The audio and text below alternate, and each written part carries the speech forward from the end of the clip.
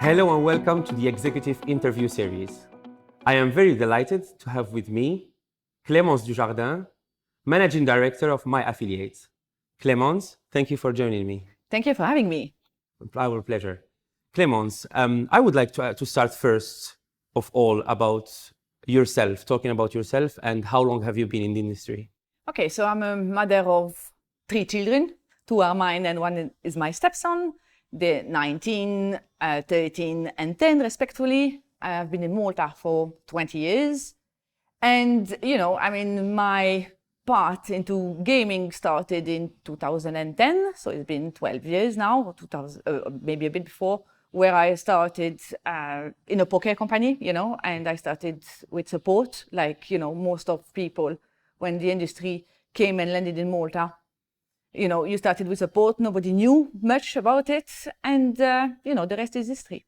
20 years in Malta and 12 years industry almost. And what was the motivation, inspiration behind that?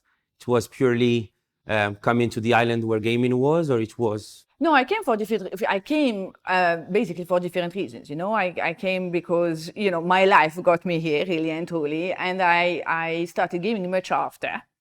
It was finding a new challenge after having touched different industry, like, tourism and other things, and, it was a continuation of finding a path in life, I guess. And you just mentioned that you started with customer support in a small poker company or in a poker company in general.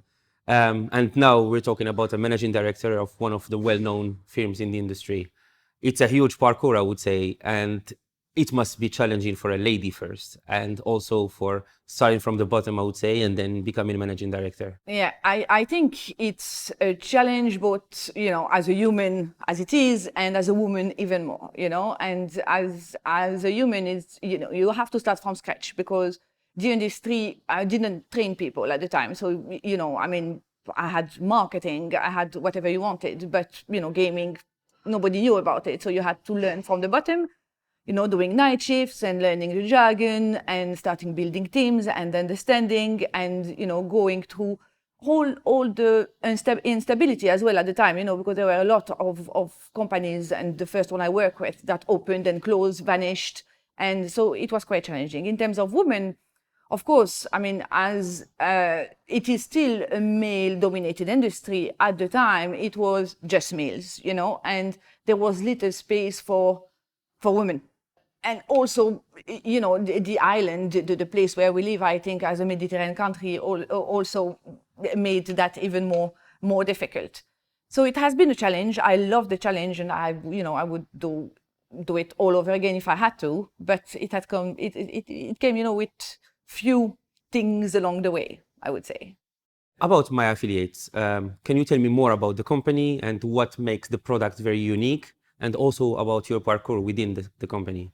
Okay, so I joined my affiliates 9 years ago now. It's going to be my 10 years very soon.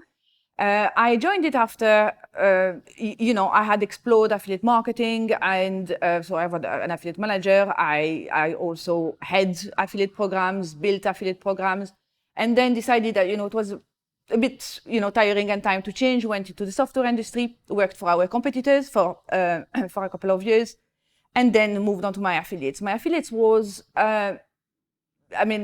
born in 2007. Stephen Harris, our director in Australia, built that company from the bottom down, and our first clients in 2007 on a very, very, very raw product was Betson. From that point onward, what happened is that basically the product, my affiliates, was built on the requirement of what Betson wanted, and of course, at the time, it was very, very exciting. Of course, if you know a little bit the software industry, when you build a software around the client, then it comes to a lot of trouble when you want to grow it and make it more of a commercial product, which will adapt to all needs.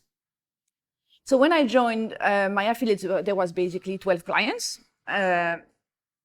And there was one person working in Malta that was doing some kind of support for my affiliate Australia. There was 3 developers, There was no CTO. There was Steve there working on his own. And I joined there, and immediately I felt the challenge that there was gold there, and it just needed some good TLC and understanding what were the capabilities of the product and how we could grow this into something that could definitely be successful. We're talking about almost a decade here, and you just mentioned that the office was in Australia, and then you were only one person in Malta. What is the expansion now? What are we talking about? How is the office in Malta? What are other offices if they are? So we've grown very, very carefully. For us, the focus has always been our clients, our family. So we never wanted to become monsters. We always wanted that any client that speaks to us can speak to Clemence, can speak to Steve, can speak to Ralitza, can speak to Courtney, and there is no boundaries, and that's very, very important for us. So, we have intimacy with our clients. So today in Malta, we have a team of soon to be 11. And in Australia, we have a team of also 10 people. So in Australia, what happens is it's the development of the product and the system administration. So everything that, is about servers and stuff like this. And in Malta, we do all the operations. So support, second level support, and things like this. And then we have someone in Canada, someone that actually was working in Malta with Betson long time ago, then joined my affiliates and then moved to Canada, and we kept him because, of course, it's of great value for us to have someone that in that time zone. So like this, we can cover 3 time zones with absolutely no problem. So we're talking here about Europe, we're talking about Australia, and we're talking now about Canada and US.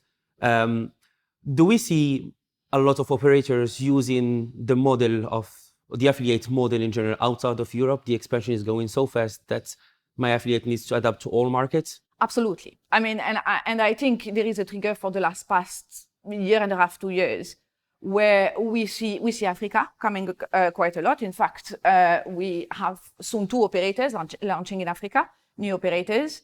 We have the US, because we don't speak too much about the US because of the regulation and whatever, but we actually realized a couple of years ago that there was space, there is a lot of demand, and and the licensing is not that difficult for a product like ours. So we're expanding a lot in the US, but we're also expanding in the Latin American market. The Latin American market is a bit of a challenging one because, and it's a bit like the African, where people are so much used to the offline model, of the shops, of this kind of models. So there is some adaptation from the client itself and from our side as well as a software provider to understand how we can, convert offline to online.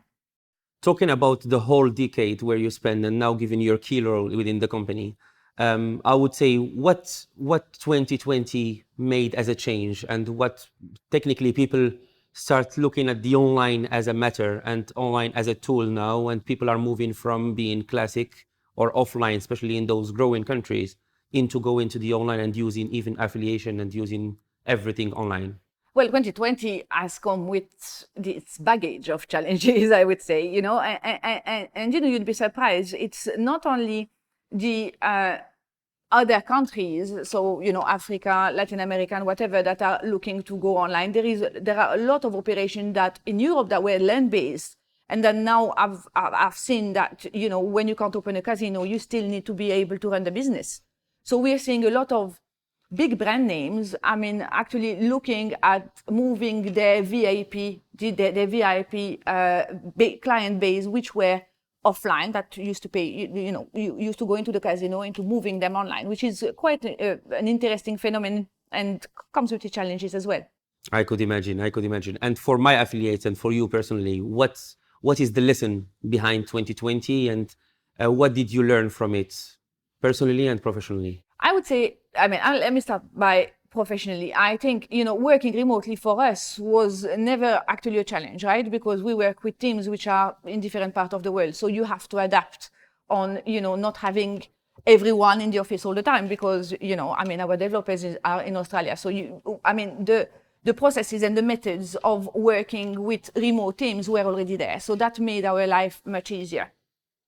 In terms of the local base, of course, I mean, it's quite easy to give a computer to someone and tell him work from home, but there is more than that. Even though the processes are here, I think, I mean, we could not wait to get back into an office.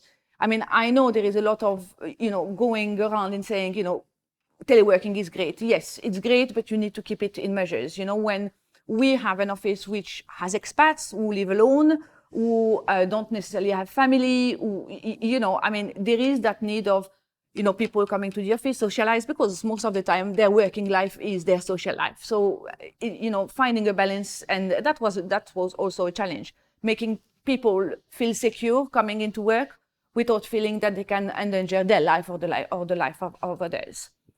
Personally, what I've learned how adaptable my children are. I mean, when you end up 5 in a house where everyone is working from his computer, schooling or whatever, I am amazed how, our children have embraced this challenging so well. I don't think we as adults have managed to do it as well as our children have done it. I've realized how important it is to choose the right person in your life. When you speak about bubbles, your bubble is the people that you have to choose to spend the time with. And, if you have the wrong people near you, you can't do that. And you almost end up alone. So I think this bubble has taught me how lucky I am to have the people I have beside me. A lot of people discovered who they live with, especially with this crisis. And 2021, we can see a light at the end of the tunnel. We can see a lot of positivity starting with. And what are the plans for my affiliates? What are the plans for you guys in 2021 and in the near future, even 2022? Well, I mean, for us, 2021 is almost already, done. I mean, unless, we never know what's coming. But I mean, of course, there are a lot of plans for the company. We're looking, we have been the past 2 years trying to switch the product from being affiliate focused to customer focused. I can't say much here because the competition may be watching this, but there are great changes that have taken time to come in, which will be delivered in 2021, which is going to shift the focus of the system to adapt to the needs of affiliate programs and gaming operators. Talking about live events, and we can't wait to see everyone gather again and feel this personal touch. Well, I will take this occasion to thank you. Thank you very much for joining me today. Thank you for making time for us. Thank you for having me. Thank you.